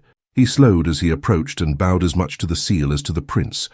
"By command," he said, breath fogging, "you are all to attend." The summons on the terrace did not lead them straight into judgment. The palace preferred its storms to gather first, that thunder might be sure of an audience. By the time Emily reached the back corridor, the air had already changed. Servants carried words the way others carried coal. The words left smuts. She tried to work, to let motion be her shelter. She polished a brass knob until it remembered its purpose and her own face, small and drawn, reflected back at her in a fisheye circle. 2 hall maids passed with a bucket and let their voices drop as they neared. Another girl from the laundry, well-meaning and foolish, pressed Emily's hand in sympathy and fled before hearing an answer. The blue salon's door stood closed when she reached it, the keyhole dark as a blind eye. Mrs. Whitcomb met her there, jaw set. "Locked," Emily said, not surprised and yet winded. For now Mrs. Whitcomb answered. Rathbone's man came with a ledger and a look. He asked who had issued what keys. I told him the truth and none of the uses. He confiscated the small brass for his collection. If he thinks a lock will keep the world in or out, he has not mended a hinge with a bread knife. I can do without it, Emily said, and meant she could do without the breath the room had taught her. She looked at her hands. The ribbon under her bodice felt like a living word. The housekeeper's face eased by a line. I would rather you did not have to. Go on with what work you can pretend to. Keep out of reach of hands that look empty and eyes that look full, Emily went on. Rathbone appeared in the servants' hall like a draught that makes flames nervous. He asked names and times. He wrote everything down with a pen that did not blot. He did not raise his voice. He did not need to. Lady Beatrice floated through rooms as if wind could not move her, and left behind a perfume of injured innocence. By noon, someone from the kitchens swore they had seen the seamstress, and half a dozen more swore they had not. A footman declared that in all his years he had never heard the conservatory used so. He had been a footman for 4 months. A coachman said he had seen a shadow at the glass. This was neither lie nor revelation. Emily left the clatter of talk for the narrow cloister by the chapel gate, where the stones remembered old prayers, and the winter light came through as if tired. She sat on a bench that bit cold through her skirt and let her lungs count. She could go. She could ask Mrs. Whitcomb to write to a cousin who kept house for a widower in Dorset. She could be on the carrier's cart before dawn tomorrow. She could vanish into good work and honest loneliness and leave princes to their own thorns. The thought turned and showed its other face. If she ran, what then? The story would be written without her. It would say that Maid cannot bear the weight of consequences. It would say she tempted. It would say she fled. She bent and pressed her hands together until the heat of one met the heat of the other and made a small fire worth tending.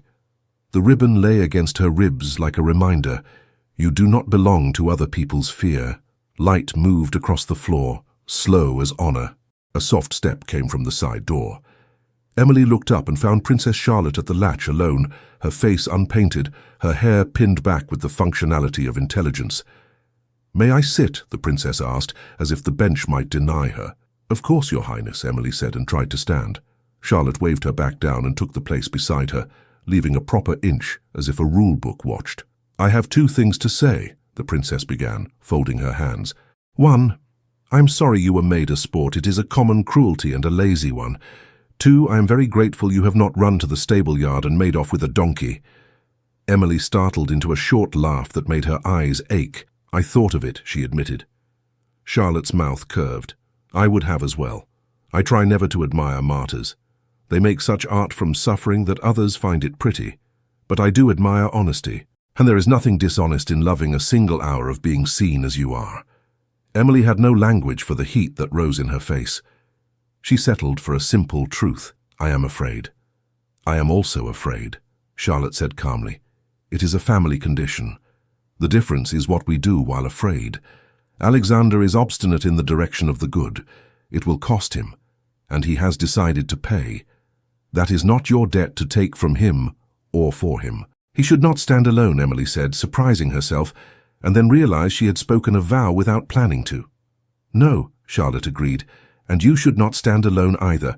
That is why I am here, to say you may borrow my presence later if it helps you spend the truth without trembling." "Borrow your presence," Emily repeated, not certain whether to smile. The phrase wrapped itself around a cold place and warmed it. "Your Highness, thank you." Charlotte rose, her eyes clear as frost. "When you go in, speak plain and brief. Do not apologize for breathing. If they ask your name, tell them Emily Hartwell and be satisfied with that. If they ask you to be smaller than you are, be taller. And if my brother looks left for courage, I will be standing there." She was gone before Emily could make the right curtsy for a priest in a world where kindness was liturgy. The chapel door sighed shut. The air smelled of beeswax and old violets. A candle near the rail leaned and then steadied itself in its pool of light. Emily watched the flame and thought of all the small things that held. She went to the corner where petitions lay in a basket for a chaplain to read on Thursdays, scraps of paper, big hands and small ink blotches revealing who had been bumped by life while writing. She did not add her own. She could not find words that would not make a bargain. She set her hand on the basket instead, and that counted for something to her. Footsteps came soft as thoughts. She did not need to turn to know who had learned to walk without announcing himself. He stopped at her shoulder, and did not speak until her breath matched his. "I wanted to see you before they see us," Alexander said, voice pitched low, caught by the chapel's soft acoustics, and returned kinder. Emily kept her eyes on the candle. "If I leave now, the story will be whatever pleases them," she said, testing the courage in her ribs. He was quiet, a heartbeat. Then he said, as if answering a different question, "I am sorry that a day can be so easily shattered, and I am grateful you let me lay a cloth over some of the pieces and call it a meal." She turned her head. The wryness of his mouth made her want to trust him again. "One waltz is a small plaster," she said. "It holds more than some walls," he returned. He looked toward the door. "Rathbone will want the hour to be swift and managed. Beatrice will try to wear her injury as a veil. My mother will not forgive the size of my inconsideration. She may forgive the shape of my truth. I do not know." "What if she does not?" Emily asked, because questions were better now than silent dread. "Then we will adjust to a different weather," he said simply. "I will not ask you to stand in a storm I built and say you brought the rain. If at any point you wish to say enough, I will carry that word like a standard." The ribbon pressed her skin. She nodded once. "Speak first," she said.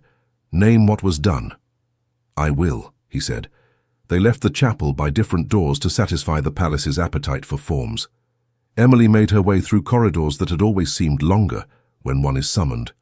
People pretended not to see her, and therefore saw her twice. A scullery boy, the kind one who taught sailor knots, caught her eye and touched his forehead with 2 fingers, as if saluting a captain he respected. It steadied her step. Near the Queen's antechamber, the walls took on that particular chill that is not weather but a cultivation. Carpets hushed, even worries there. A lady-in-waiting Emily did not know by name looked her over as one looks over a horse to be sure it will not kick. Princess Charlotte stood at the end of the corridor in a plain gown, hands folded, gaze forward. When Emily approached, Charlotte did not quite smile, but her eyelids lowered a degree that said, "Ready." Mrs. Whitcomb appeared like a summons Emily preferred. She adjusted an imaginary crease at Emily's sleeve, then let her knuckles brush the girl's wrist where ribbon met skin under the bodice. Her voice was so low it did not have to be whispered. "What you are does not rattle off like ash," she said. "Remember that." "Thank you," Emily managed. Rathbone emerged from an inner door with his face arranged into the neutrality of a man who will set down an axe without admitting he wants to use it. He held a paper with names that mattered or pretended to. He called them with due dignity: Lord Edmund Rathbone, Lady Beatrice Ashdown, Her Royal Highness Princess Charlotte, Miss Emily Hartwell. Emily stepped when her name was said, and did not shrink. Alexander joined them from the opposite corridor. He did not look at her, and therefore saw her most. A last servant scuttled by with a cloth over a bowl, announced only by the smell of lemons. The antechamber's great clock made the kind of sound one only hears when frightened. It was 5 minutes to a named hour. A young equerry approached with a wooden face and the instinct to soften it for a girl who could use a softer world. A formal summons in his hand, he bowed to the collection of ranks and to the one without. "Her Majesty will hear you now," he said. Together. The corridor to the private antechamber narrowed into a vestibule where even sound behaved. A lamp burned with the humility of a servant. The air held the faint scent of orris and old vellum, as if decisions had a fragrance and it lingered for years. They were halted there by a polite wall of protocol. Rathbone went ahead to announce, leaving them for a moment with only their breaths and the clock they could not see. Princess Charlotte stood near, small and sure as a pin that holds 2 pieces of cloth together quietly. Beatrice held herself in a sculpted calm that glittered at the edges. Emily stood between worlds, her hands steady at her sides, the ribbon under her bodice pressing a line of courage. Alexander took 1 step closer, into the private space carved from ceremony by necessity. He did not reach for her. He did not need to. His voice found her ear without filling the room. "It began as justice," he said, "and that is a cold word for a day one calls a birthday." He looked as if he had slept badly and decided against caring. "I ask you now for permission to say something that will be difficult to unsay." She turned her face slightly toward him. "Say it," she said, and to her surprise, her voice did not betray her. "I cannot disown what last night taught me," he went on, one hand opening, then closing as if he had tied himself to sincerity to keep from floating away. I wanted to put a cloth over the broken place and let you eat in peace.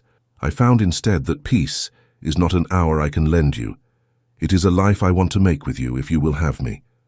He swallowed, as if the words were larger than his throat. "I love you, Emily Hartwell." She had not prepared for the word love. It arrived without fanfare and took its place as if it had been waiting. Everything in her went very quiet, as if a bell had been struck, and now every piece of her was listening to the ring fade and prove it was real. He had not made it pretty. He had made it true.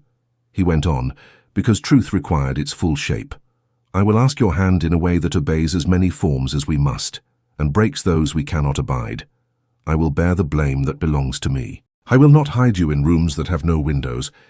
If you say no, I will still defend your dignity, as if it were my own. If you say yes, I will spend the rest of my life learning the right ways to be worthy of it."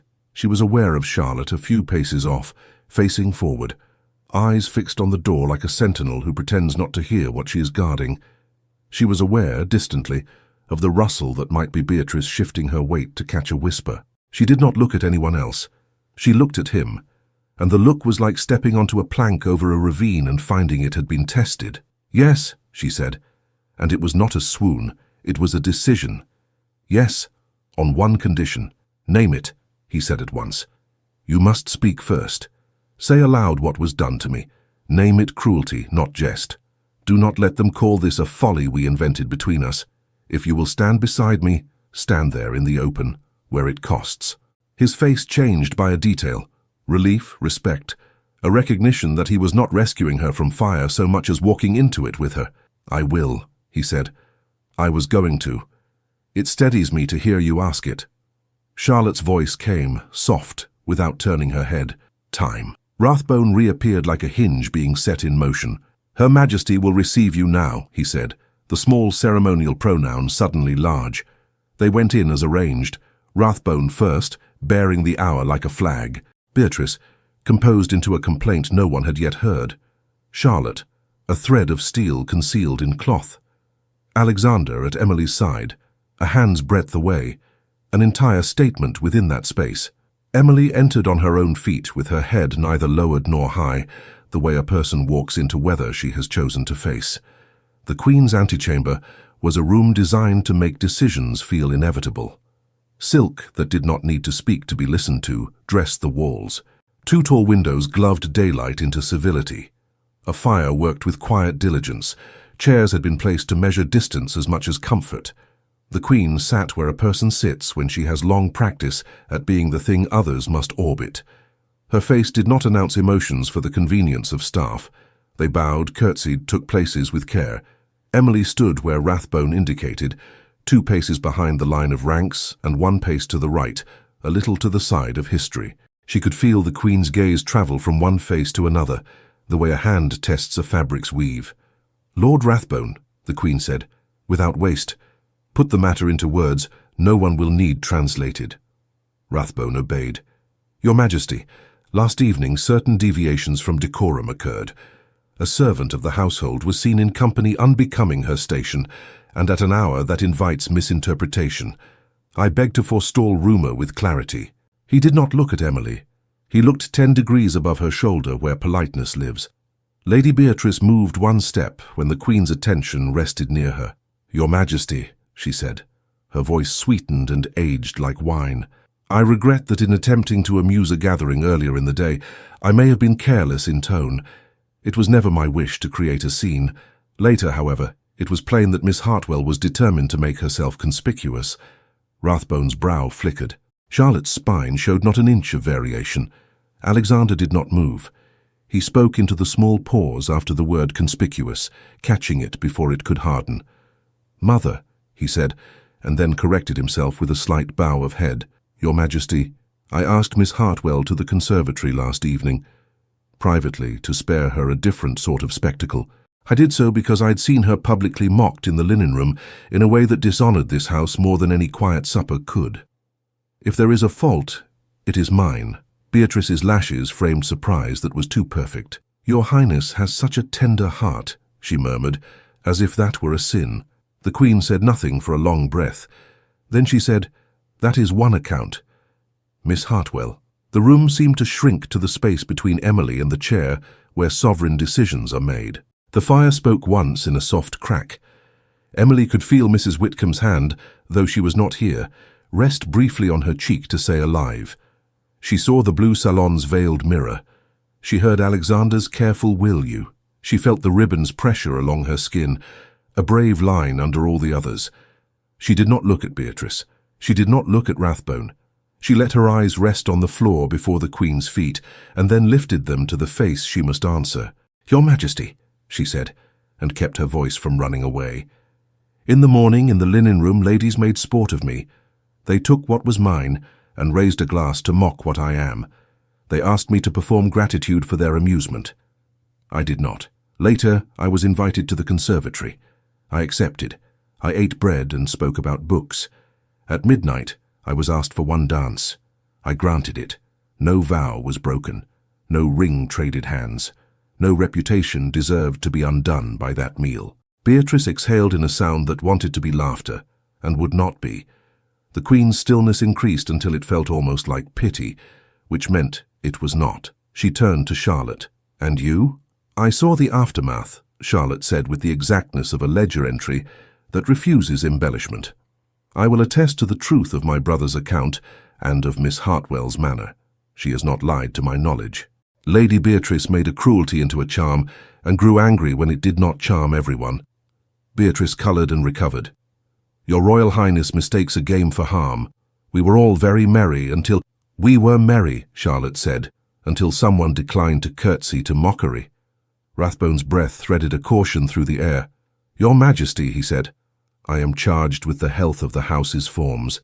If mercy is to be found, let it not make the roof sag. If firmness is to be applied, let it not be called cruelty. We need a line we can keep."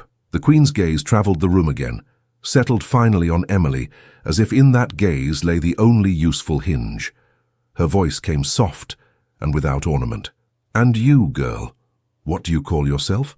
Emily felt a tremor begin somewhere in her calf and climb with the insolent ambition of fear. She pressed her toes into her shoes until the tremor went out to find someone else. Her mouth was dry. She tasted the lemon someone had tried to smuggle the hour into kindness with. She remembered her name on Mrs. Whitcomb's tongue, no more and no less than a person. She remembered the sailor knot she had tied to make her ribbon hold. She lifted her chin a fraction that was nevertheless everything. "I am Emily Hartwell, and I will not be unnamed." Silence followed her words, not the sharp kind that punishes, but the thoughtful kind that holds a weight and weighs it honestly. The Queen did not drop her gaze. Emily did not drop hers. Somewhere in a distant room, a clock declared the quarter hour, as if all this could be counted neatly by brass and spring. It could not. "Very well," the Queen said at last, a sigh within the syllables.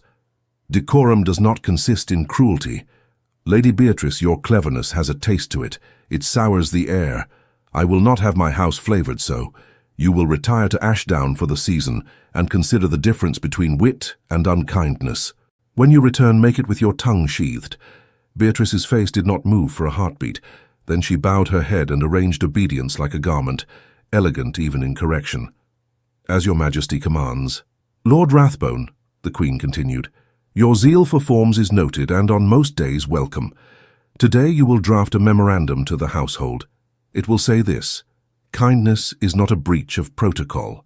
The sight of a servant treated with respect must not produce fainting or gossip. If it does, we shall send smelling salts and dismissals in equal measure." Rathbone bowed. Relief and rue shared house in the set of his mouth. "It will be done, your Majesty." "And you," the Queen said, turning to Alexander, as if he were both son and subject and neither could save him, "have chosen an inconvenient way to be good. Inconveniences multiplied do not make a government. But they do sometimes make a man you can sleep with, which I hope you will someday have the happiness to be. You have placed your reputation where waves may strike it. Do not pretend surprise when you are wet. For manners' sake I will accept your explanation and your choice to honour someone others found it amusing to diminish." Alexander inclined his head, all pride made quiet. "Thank you, your Majesty." She folded her hands. "As for the union you dare not name and I dare not pretend not to see, if it is to be, it will be out of the city's mouth. No proclamations, no trumpets. You will make your vows where the hedges are more honest than courtiers. Bring the matter to the Archbishop, with as little noise as possible. Your elder brother's consent will be obtained in writing. He owes me this, and I will collect it. The law is a coat we must learn to wear without tearing. Do not make me mend it in public." Emily felt the world shift under her feet, and not collapse. She swallowed, and the tightness in her throat softened enough to permit air. The Queen's eyes came to her once more. "Miss Hartwell," she said, "name your own dignity when others forget it. I will not require you to forget it here. You will not be queen of anything but your own hours. Be very good at that. This house has little practice with women who don't pretend to be less than they are. Teach them without cruelty." Emily curtsied, not deep and not shallow. "Thank you, Your Majesty."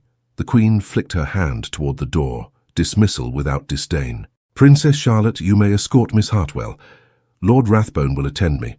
Lady Beatrice, write to your mother. We will contrive to make your absence look like health. Alexander, spare me the gallant look. Save it for your wife." He almost smiled and did not quite. "Yes, Your Majesty." They withdrew with care, leaving the heat of the fire and the cool geometry of justice behind. The antechamber exhaled them like a lung relieved. In the corridor, Charlotte reached for Emily's hand, squeezed once, let go, and said only, "Breathe now. It is permitted." Mrs. Whitcomb was waiting at the corner, eyes too bright and mouth ironed flat. She did not embrace Emily. She adjusted the girl's sleeve as if it had offended her and said, brisk and low, "Do not trip over happiness. It is cunning." Emily laughed then, surprised by the sound, and everything shook loose inside her that had clamped down to survive the hour. The ribbon at her waist felt warm. Alexander stood a pace away, hands behind his back as if reminding himself not to reach for her before he was granted the right to. He bowed, the kind of bow that promises a future instead of excusing the past. "There will be arrangements," he said quietly. "Not many.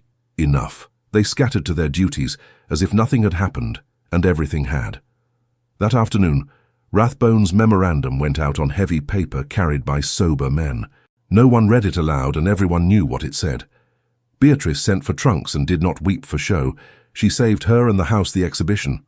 A groom reported that a carriage bound for Ashdown would depart at dawn with fewer plumes than had arrived at Christmas.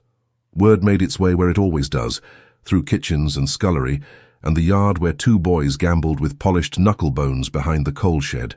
It travelled softer among the women who washed linens, and harder among the men who polished boots. It was the kind of story that put embers in the grate of ordinary days. A letter reached Alexander by evening, with the royal seal fractured and friendly within, his brother's hand steady across the page. "I am told this will give our mother fewer headaches than the alternative.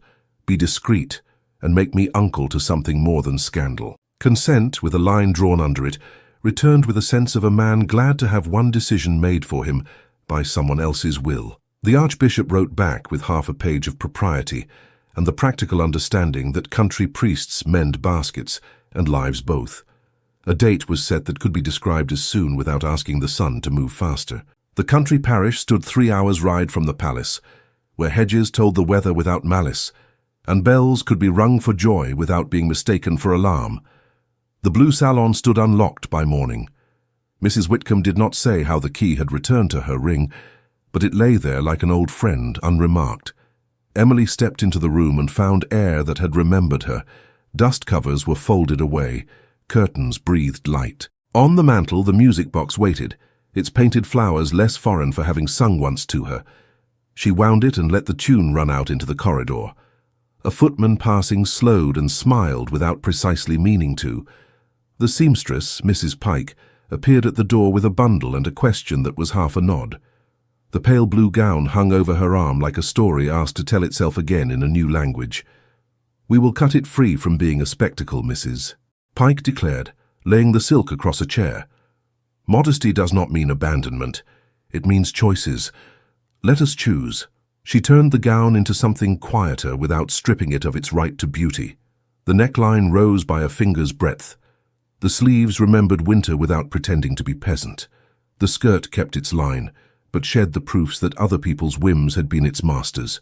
Emily stood while pins marked new shapes. The ribbon stayed where it had always been, under her bodice, against her skin. now stitched into a pocket meant only for it. Mrs. Whitcomb contributed a veil thinner than rumour and twice as kind. She smoothed it with a palm that had soot under its nails from battles won. Princess Charlotte sent a bouquet from the hothouse, white flowers that smelled faintly of green things, deciding to try again. Alexander did not send jewels. He sent a book no one else would have thought to give, the gardener's almanac Emily had confessed to loving, bound now in good leather that could be scuffed without offence. The days between were full without frenzy. Emily worked. No one told her not to. She stripped beds and counted napkin rings and gave a coin to the scullery boy who had taught her a knot and asked him to teach her another. She stood at a window when she had a minute to spare and watched the frost soften and vanish sun by sun.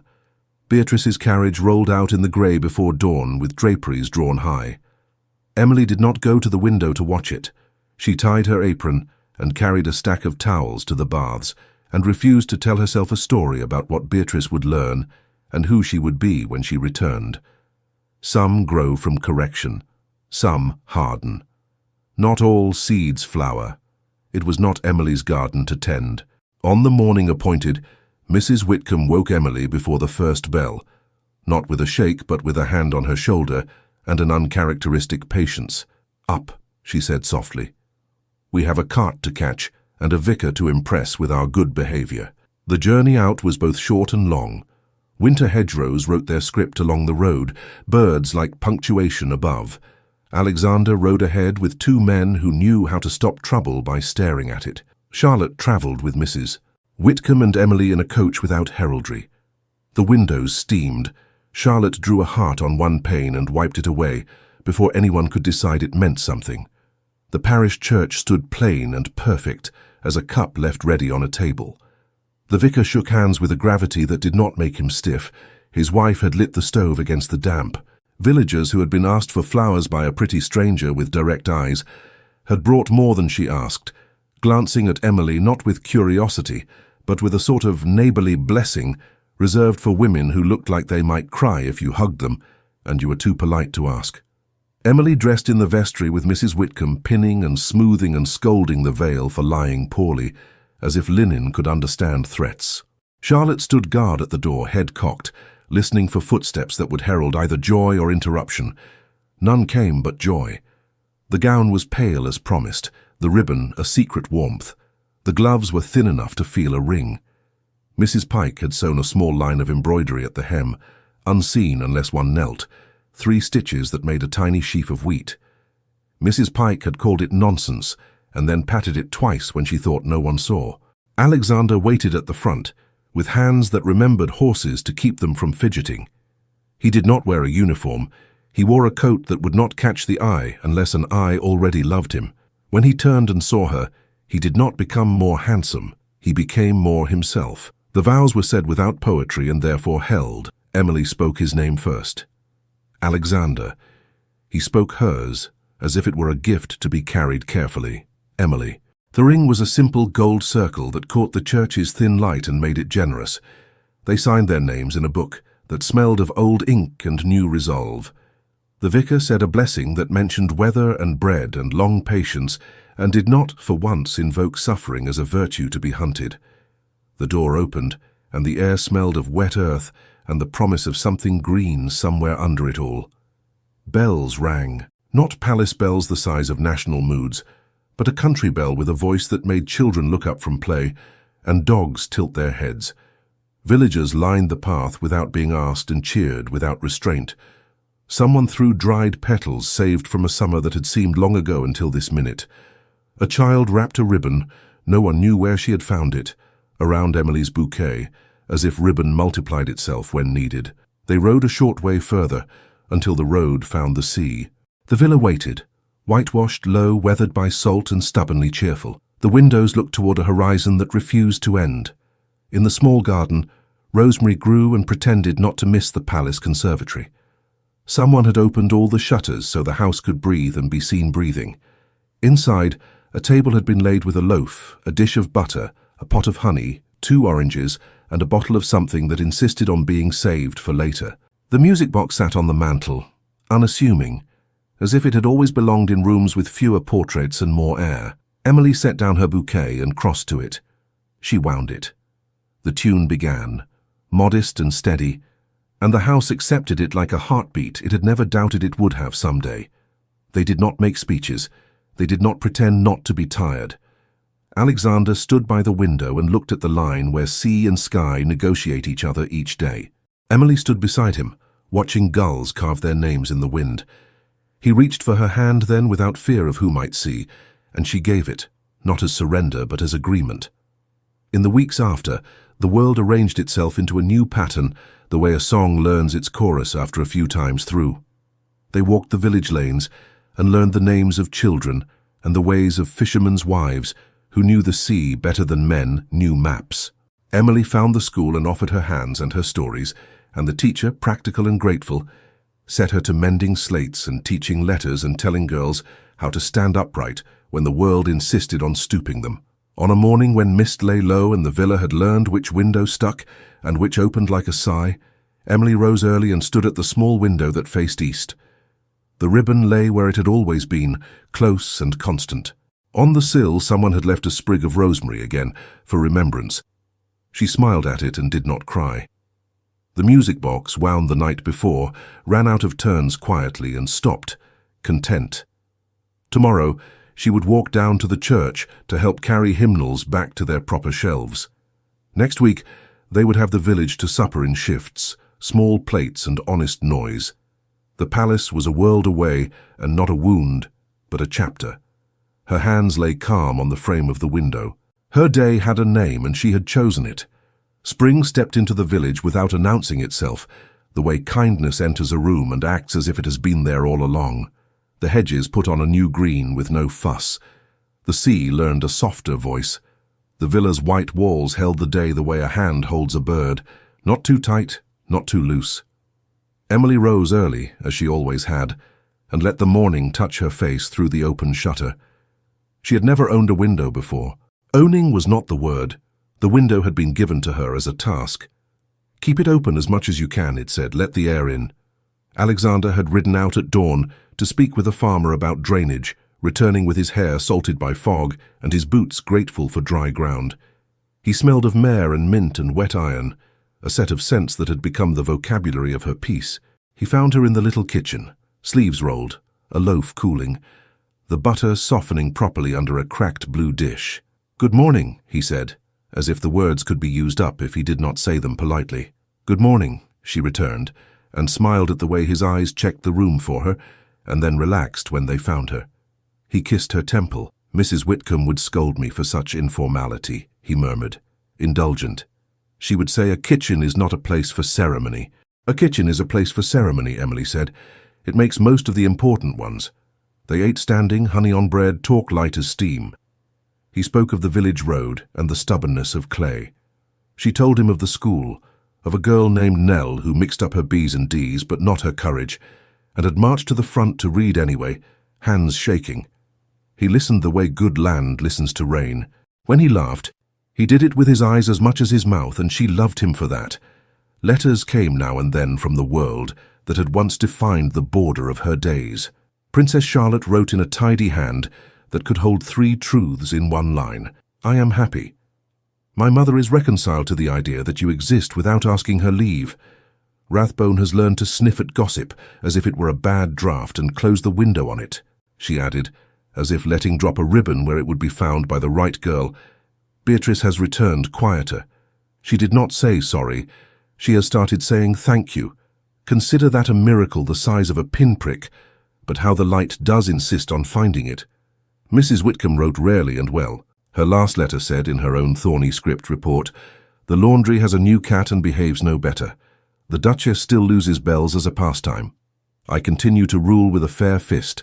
I do not miss you, for missing is inefficient, but I am pleased you are not where people can hurt you for sport. Mind your back, stand upright, write when you cannot help it." On a day that wore its sunlight like a well-placed brooch, Emily and Alexander walked the cliff path because there was nothing urgent that asked them not to. She had learned to love the sea because it belonged to no one and allowed everyone, and that seemed a proper model for a life. He had learned its moods and could point to the line where the wind changed and say, "There." She slipped her arm through his. He placed his hand over hers. Their steps matched because they had decided to, not because anyone had drilled them. At the cliff's turn, the villa lay below like a toy house, absurd in its simplicity and therefore perfect. The rosemary in the garden busied itself with being, generous and prickly. Emily stopped and looked past the water, into a distance that refused to be measured. "What are you seeing?" he asked. The way one asks about a dream one hopes to be allowed into. "The ballroom," she said, surprising herself with how easily the word came now. "The stairs to the gallery, the varnish on the banister, the linen room, your sleeve with its mended button, the conservatory lamps, the second door, all that, and this, poured into the same cup without spilling. I am seeing that there is no border drawn on the earth between humiliation and joy. You cross it 40 times in a day and do not notice until someone calls you by a name you accept or refuse."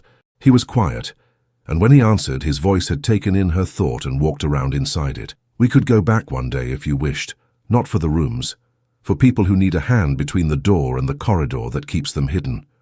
She nodded. "We will go back to hand things to those who need them, but not to ask permission to breathe." He lifted her hand to his mouth, kissed the knuckles with a humor that pretended not to be reverent. "Permission withdrawn," he said. "We will be disobedient in the direction of happiness." They returned in time for the school bell. Emily spent an hour teaching Nell that AB was a D if you turned it around, and that most things in life behave much the same. She told the boys in the back to stop kicking the bench and start kicking at the notion that smallness must be silent. She walked home elbow-deep in letters and the prick of chalk beneath her nails, and felt as brave as any general. At dusk, the village came in 2s and 3s to their low gate, bearing noise and plates and unasked for advice. Fishermen wiped their hands before shaking Alexander's, as if respect required clean palms. Wives brought preserves and corrected each other's recipes under their breath. A fiddler found a tune the room knew without having learned it, and let it run until all the talk became the same cheerful hum. Emily moved through her house and offered bread, and noticed who had not eaten and fetched a cushion, and told Mrs. Pike she had embroidered wheat at her hem like an oath, and Mrs. Pike sniffed and declared she had done no such foolish thing, and then patted the fabric when she thought no one saw. When the last plates had been washed and set back, when the last congratulations had been accepted and deflected and pocketed for later, the house found its quiet. The sea kept up its low conversation with the shore. The moon lifted her face as if the night had asked nicely. In the sitting room, the music box waited. Emily crossed to it and laid her palm on the painted lid. She felt Alexander's gaze on her, patient and present. She opened it with the same care she had used the first time, as if it could be frightened. The key turned, the mechanism caught, and the tune rose, the same simple waltz that had made the conservatory into a chapel. "Shall we?" she asked, and her voice was only for him. "We must," he said, and his mouth softened at the corners, the way it had when he had said "I love you" in the narrow vestibule where sound was careful. They pushed back the small table with its dish of honey, moved the chairs enough to make a circle of floor. He offered his hand as if it were a question. She placed her hand in his as if it were an answer. They stepped together into the turn they had learned under glass, under the guarded eye of potted orange trees, and now repeated under beams that remembered only salt and sun. His hand found its place at her waist and did not move from it, except when she turned, and it must, to let her be who she was inside the step. Her hand rested on his shoulder and did not ask it to be anything but strong and human. Their eyes found one another and did the work eyes do when mouths should be courteous. They said all the things that did not need to be archived. Outside, the sea made the slowest measure a dance can have. Inside, the music box wound toward its end and then refused it, as if somehow the spring had learned to hold. They danced through a half-room, which is bigger than a palace when love is its architecture. Once he drew her nearer for a turn so small it could have been missed, and her breath caught like a sail that has found its wind. Once she smoothed a hand down his sleeve where that mended button had been, and the touch was a blessing disguised as tidiness. When the tune ran out, they didn't stop. He hummed low and she followed, smiling at the absurdity of two people who felt they could make a song stand up on its own legs. It stood. They slowed. The room regained its right side. They found themselves near the window where the moon had made a path on the water, like a long, thin promise. He looked at her as if the world had simplified into this one sight that must be remembered for use on dark days. "What do you name today?" he asked, because he knew names mattered. She thought of the linen room and of laughter used as a whip, and of Beatrice's hand on her ribbon, and of Mrs. Whitcomb's key, and of Charlotte's advice, and of a queen who had decreed that kindness was not treason. She thought of bread and apricots and starch and song, and the way a dress can be taught to feel like skin. She thought of girls in a school whose letters would become letters they signed on contracts they read, hands steady.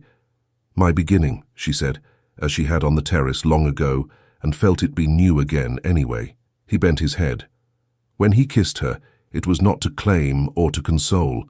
It was to agree. It was not a spectacle, it was a seal. It did not break the skin. It stitched what had needed sewing with thread fine and strong. The kiss was brief and told the truth. "We are in this." They stood a long while, hands twined, until the clock in the hall insisted they laugh at themselves and go to bed like sensible people. She blew out the lamps, one by one, each little death of fire, an act of trust. He latched the door because the world is not always kind. The house settled around them, old wood murmuring. The sea kept saying yes to the shore and being refused and saying yes again. In the morning, there would be the school and the road and the plantings behind the cottage, and a surprise visit from the vicar's wife, who would bring a cake that had sunken in the middle and be twice as good for it. There would be a new letter from Charlotte with a postscript that said, "Rumour. Lady Beatrice has adopted a small dog and learned to walk slowly." There would be 3 stitches needing mending at the hem of her gown, where it had been stepped on by a child who loved her without care for fabric. Emily looked at the room one last time before sleep and felt the ribbon at her skin and the shape of her life around it. It fit, and that was an art. "Listen," the narrator says, "as close as a hand on your shoulder. In any century, there will be rooms where laughter cuts and doors that close because someone believes your breath is expensive. Do not learn from them the wrong lessons. Name your day. Tie your ribbon where it cannot be stolen. Stand where you can see sky. Choose kindness that is not weak, and dignity that does not need anyone's permission. If love comes, let it ask and answer it aloud. Titles can be polished until they blind you, but they will never show you your own face. Dignity will, courage will. Choose the people who help you see it, and be that person for someone else." Thank you so much for listening to this story all the way to the end. We hope it moved you as much as it moved us while telling it. We'd love to hear your thoughts. Leave us a comment telling us where you're listening from and what you liked the most. Rate this story from 0 to 10. What score would you give it? If you enjoyed this story, don't forget to subscribe to the channel and leave a like as a show of support. That really motivates us to keep creating and sharing more stories full of emotion and life lessons. And before we go, we want to remind you that an exciting and heartwarming story recommendation will appear on the final screen. If you'd like to enjoy it, just click on the video. Thank you once again for being here, and we'll see you in the next story.